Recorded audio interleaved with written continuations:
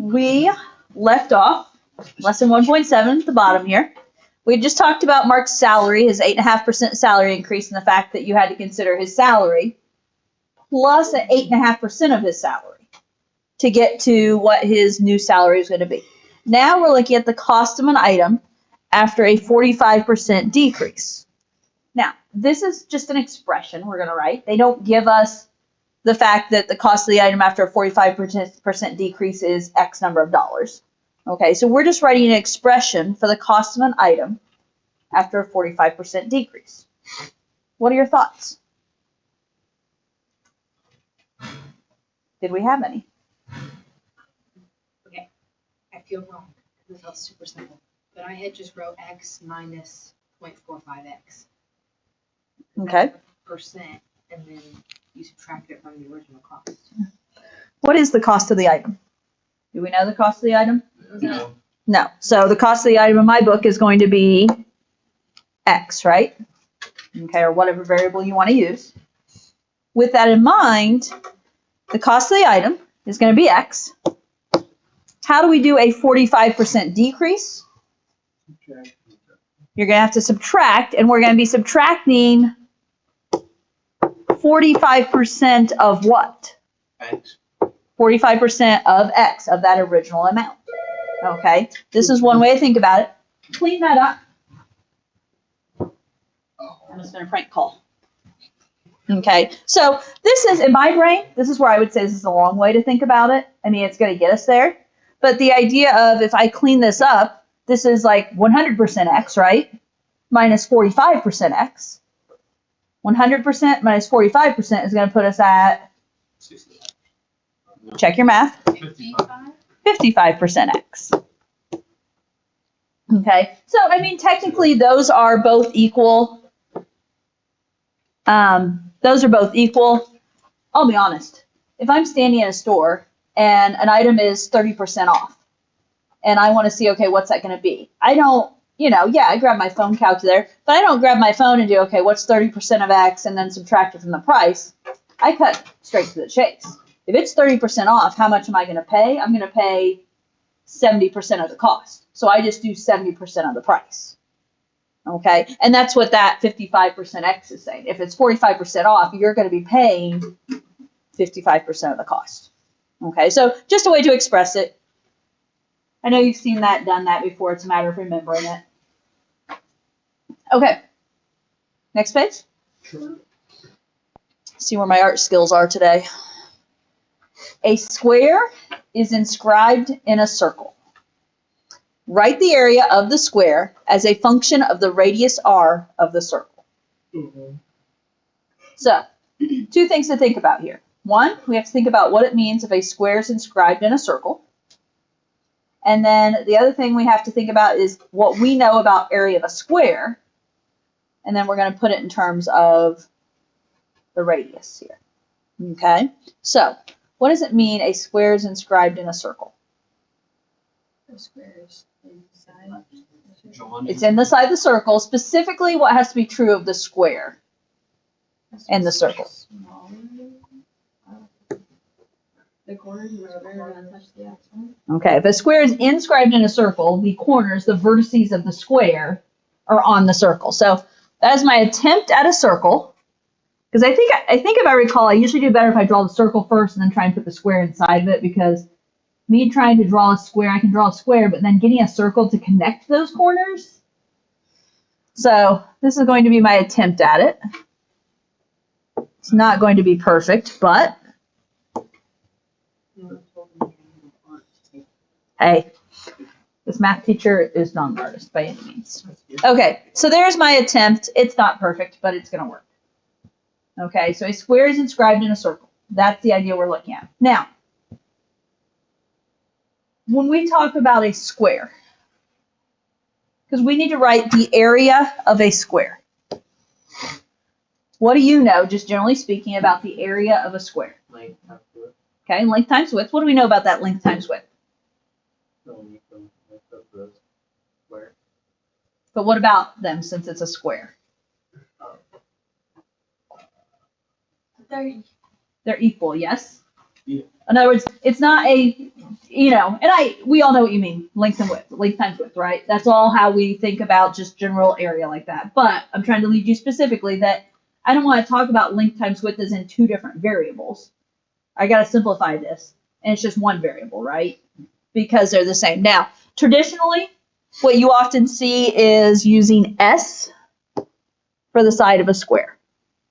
So I'm going to say that the area of a circle, instead of length times width, I'm going to say S squared. Because traditionally, when you talk about something like this, you use S for the side of a square. Not saying you have to, but. Now, we need to take that formula, though, and we need to write it as a function of the radius.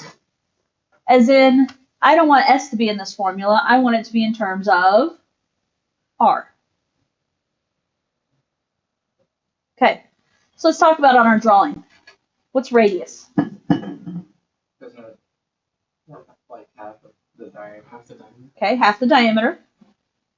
So it's going to go from a point in the center out to The side. a point on the circle, yes? Now, I can draw my radius any which way I want. However, there's specific points here that would be more helpful than others. And that would be matching my radius up to a corner of the square. Because that's where the square and the circle meet. Okay? Now, there's a couple different ways we can proceed here. But we've got to find the connection between R and S.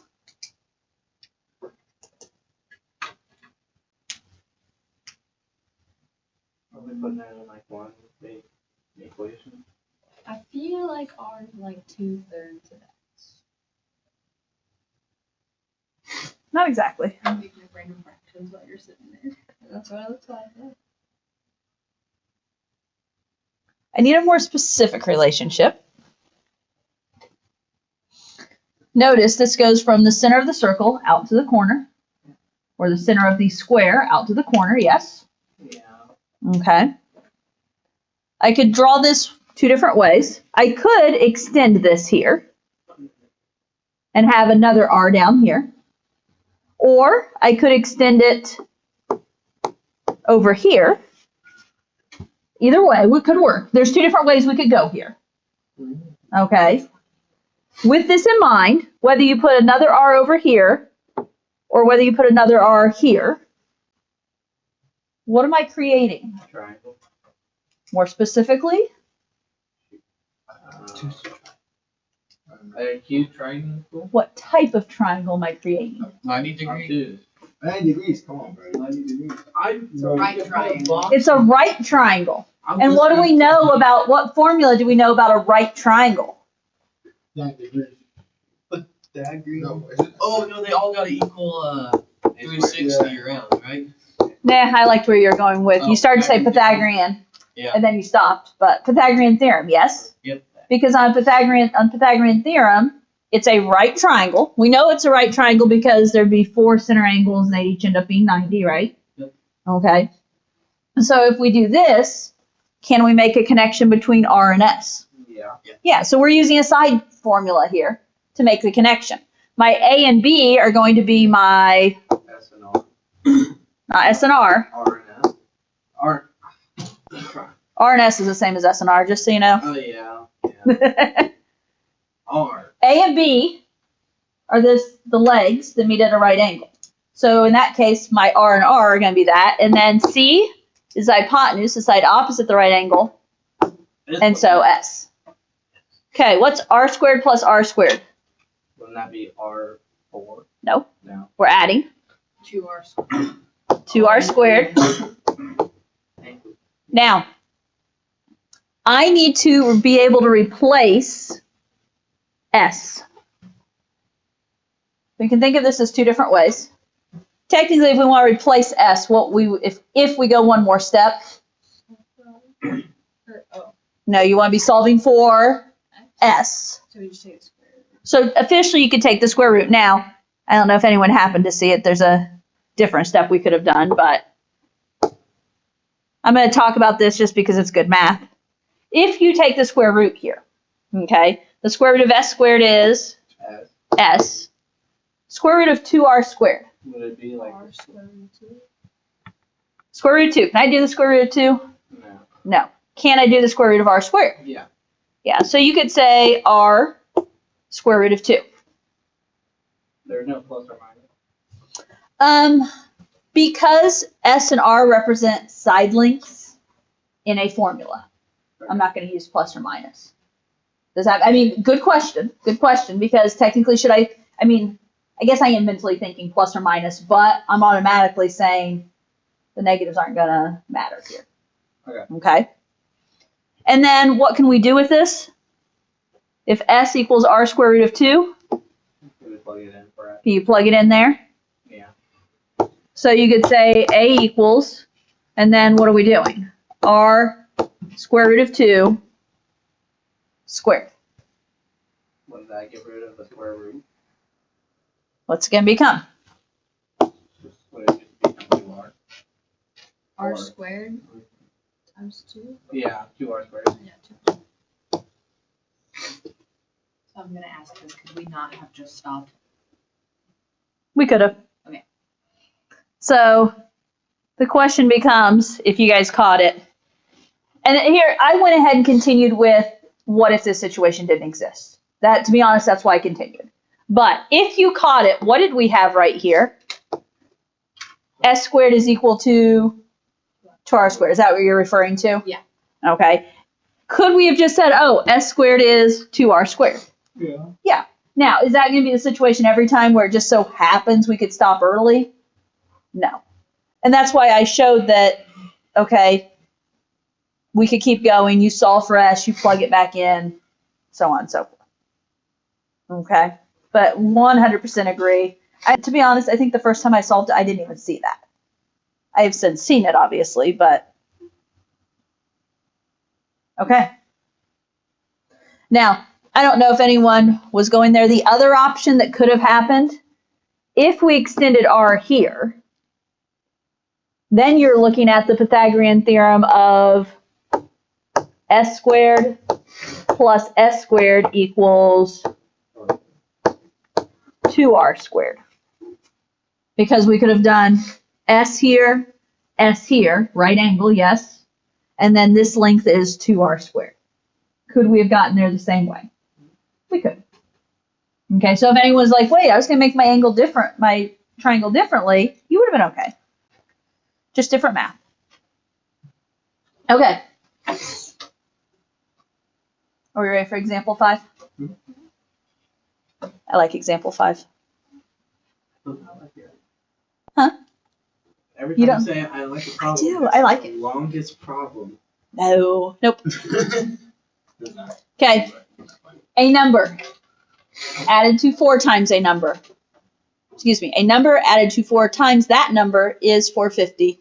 What are the two numbers? What? Yeah, like, What times that number? and You that number? you don't have faith, do you? Nah. Okay. add 4 times to that number. Yeah. Okay, here. Piece it with me. A number.